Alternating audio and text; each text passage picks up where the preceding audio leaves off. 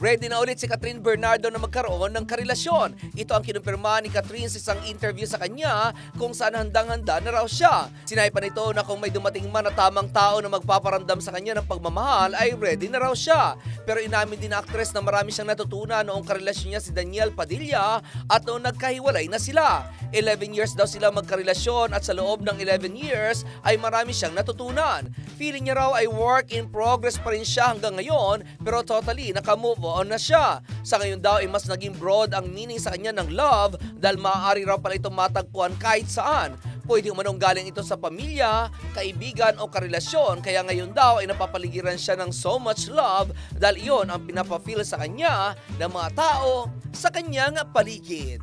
At iyan ang aking balitang showbiz para sa impinang may todong lakas, DWIZ. Ako si Anton, nagbabalita ng tama, naglilingkod ng tama.